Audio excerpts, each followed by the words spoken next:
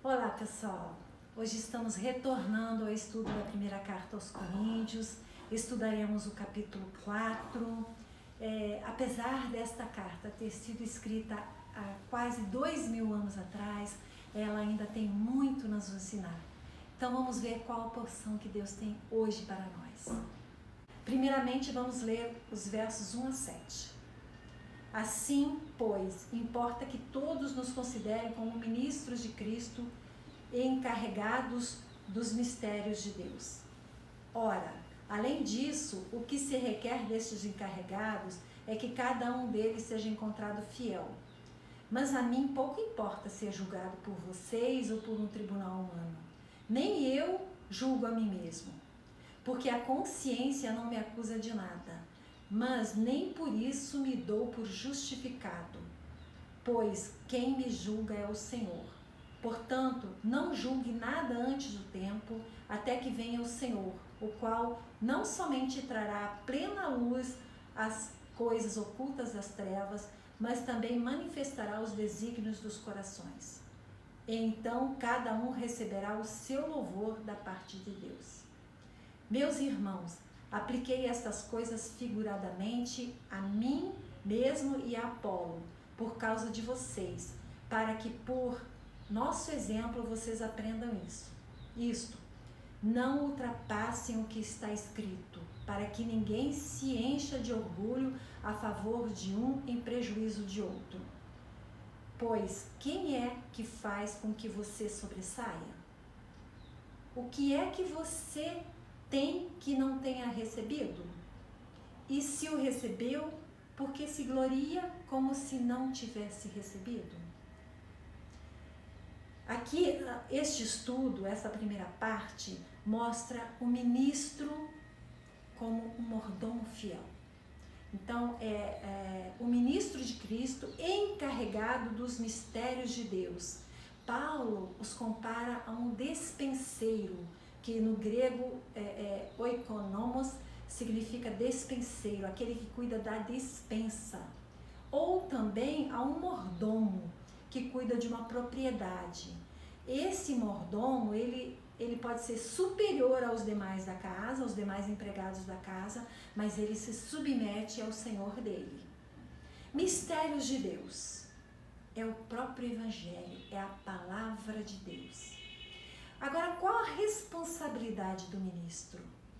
É prover o alimento espiritual com a pregação do Evangelho, utilizando como fonte, como origem do alimento dele a palavra de Deus. E do ministro é esperado que ele seja encontrado fiel. Fiel ao Senhor, fiel ao Evangelho e fiel ao povo. Este quadro mostra as responsabilidades de um mordomo, ou despenseiro, ou encarregado, e as responsabilidades de um ministro. Primeiro, o alimento aqui é servido para o corpo, para alimentar o corpo. Aqui o alimento é espiritual, para alimentar o espírito. Quem provê o alimento da casa? É o Senhor da casa, ele que enche a despensa. Quem provê o alimento espiritual é Deus, através da sua palavra. E a preparação? Aqui a preparação do alimento com base nos alimentos que tem na despensa. E aqui é a preparação da palavra que vai ser servida com base na palavra. Então existe aquela preparação, a preocupação de servir o melhor. E quando vai servir? Serve de qualquer forma? O mordomo, ele tem a alegria de servir, não só uma coisa que satisfaça, mas uma coisa que seja também um alimento equilibrado, variado, não pode ser todo dia a mesma comida, também nutritiva, porque tem que ser um alimento que faça bem para o nosso corpo. E da mesma forma, o ministro, ele vai servir um alimento espiritual com base na palavra, que não ultrapasse o que está escrito, quer dizer, com base fiel na palavra, mas um alimento também variado, um alimento que nutre o povo de Deus, um alimento de acordo com as necessidades que Deus quer. Às vezes não é o que Ele quer servir, mas é o que Deus quer. Então sempre na dependência do que Deus quer servir. Por isso que Ele utiliza como base a despensa do Senhor. Nos versos 3 a 5, fala sobre julgamento. Primeiro, Paulo falou, eu não me importo com os julgamentos que vocês fazem a meu respeito. Eu sirvo a Cristo e não a homens. Agora também ele falou assim, a minha consciência me deixa tranquilo. Eu não vejo nada de errado, mas mesmo assim, não me declaro justificado, porque a nossa consciência às vezes nos engana, mas por isso que ele sempre submetia a Deus. E o último julgamento é o julgamento do Senhor, o julgamento final, aquele que nada passa despercebido, porque ele vai mostrar as coisas ocultas e inclusive os desejos do nosso coração. Porque ele não julga pela aparência, mas pelo coração. Inclusive a palavra também é apta para discernir os desejos e intenções dos nossos corações. Então Deus, ele olha no profundo. É o que a gente não vê, mas ele vê. Nos versos 6 e 7, tudo vem de Deus. Então Paulo afronta os coríntios com 3 perguntas. Quem é que faz com que você sobressaia? O que é que você tem que não tenha recebido? E se você o recebeu, por que se gloria como se não o tivesse recebido? Aqui a gente percebe assim, tudo vem de Deus. Às vezes a gente acha assim, mas eu estudo, é a minha inteligência. Quem te deu a inteligência foi Deus. Quem nos dá uma boca capaz de falar é Deus. Quem nos dá o olho capaz de ver é Deus. Então tudo vem de Deus, mas principalmente o alimento espiritual tem que vir de Deus. E os ministros, eles são responsáveis por entregar o que eles recebem de Deus. Dependência total a Deus. Versos 8 a 13. Vocês já estão fartos, já são ricos, chegaram a reinar sem nós. Sim, quem dera que vocês fossem reis, para que também nós viéssemos a reinar com vocês. Porque me parece que Deus pôs a nós, os apóstolos, em último lugar, como se fôssemos condenados à morte. Porque nos tornamos espetáculos para o mundo, tanto para os anjos como para os seres humanos. Nós somos loucos por causa de Cristo e vocês são sábios em Cristo. Nós somos fracos e vocês são fortes. Vocês são honrados e nós desprezados. Até a presente hora sofremos fome, sede, nudez, somos esbofeteados e não temos moradia certa. E nos afadigamos trabalhando com as nossas próprias mãos. Quando somos insultados, bendizemos. Quando somos perseguidos, suportamos. Quando somos caluniados, procuramos conciliação. Até agora temos chegado a ser considerados lixos para o mundo, escória para todos. Então aqui nós percebemos que Paulo ele contrasta.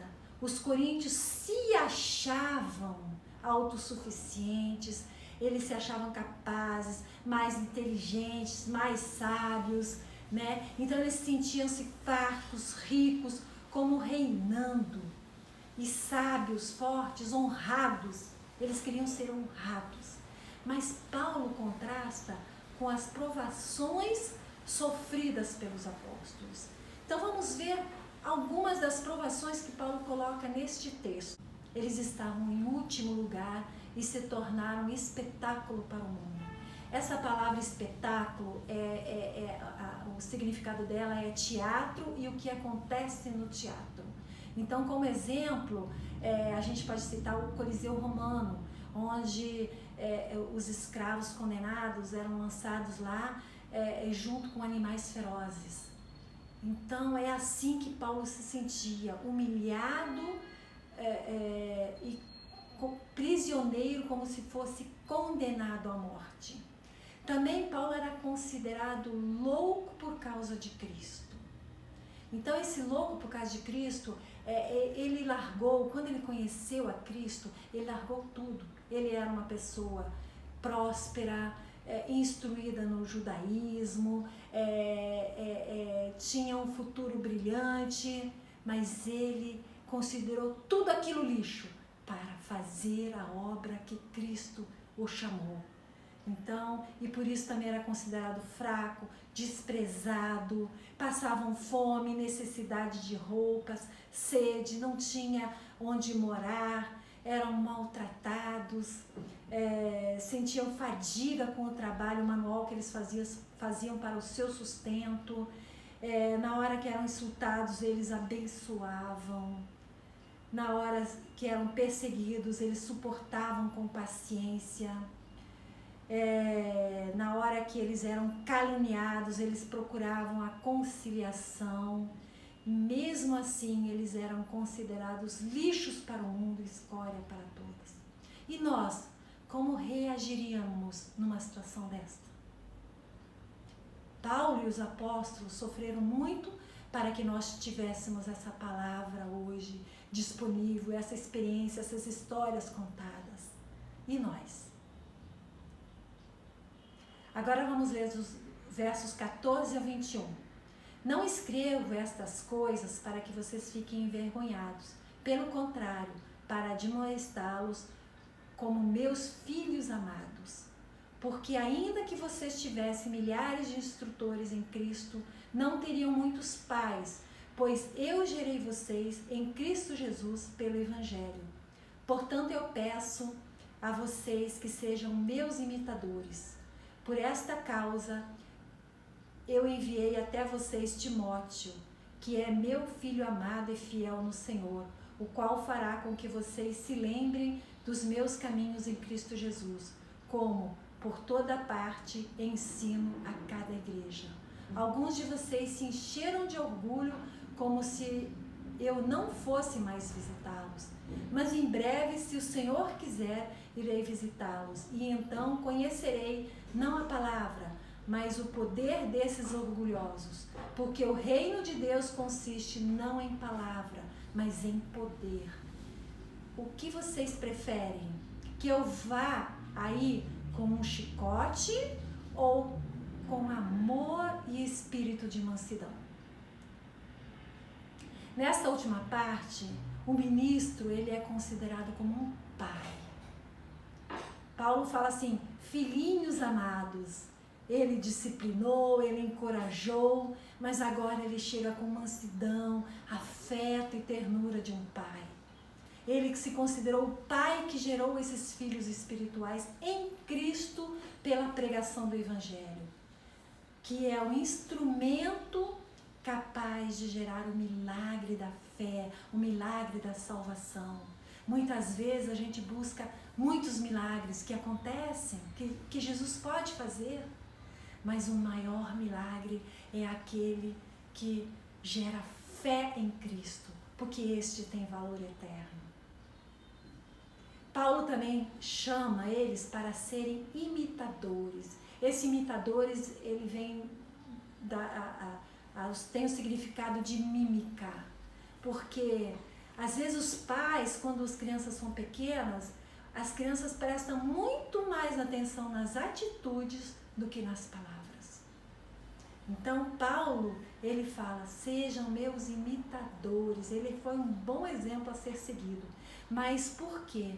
Porque ele era imitador de Cristo.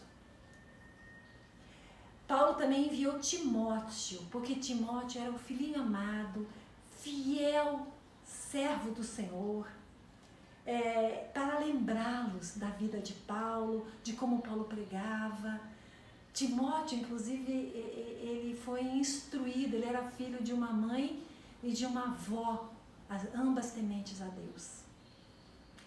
E aqui Paulo fala que o reino de Deus não consiste em palavras, mas no poder de transformar vidas. E Paulo, inclusive, afrontou, eu vou aí não para ver as palavras, mas o poder desses orgulhosos. Então, às vezes, eles estavam demonstrando o poder do orgulho, mas aqui a gente fala do poder de Deus. E como um pai que ensina, Paulo sabia o que era melhor, mas ele deu a opção.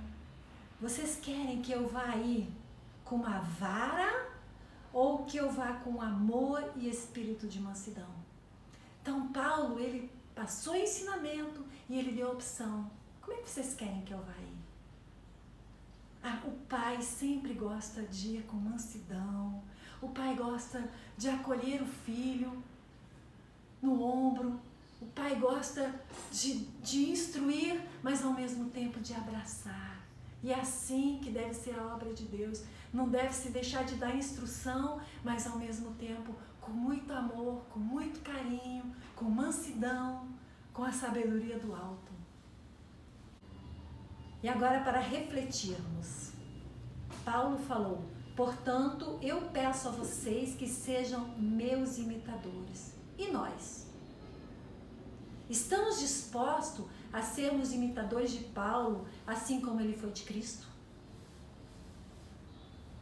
Temos sido bons exemplos de cristãos para que possamos ser imitados? Então vamos orar. Senhor, nosso Deus, obrigada por mais esse ensinamento, obrigada pela Tua palavra, obrigada pelo Teu alimento espiritual. Senhor, que você nos ensine a cada dia, Pai, a sermos seus imitadores, a seguirmos o que você tem para cada um de nós, a buscarmos sempre em Ti, a dependermos de Ti, a investirmos nosso tempo em Ti, em Te conhecer, Pai. Senhor, que você venha, Senhor, a cada dia nos instruir, Pai, mais e mais, para que possamos conhecer mais a Ti, Pai. É o que te pedimos e te agradecemos, em nome de Jesus. Amém. Até a próxima.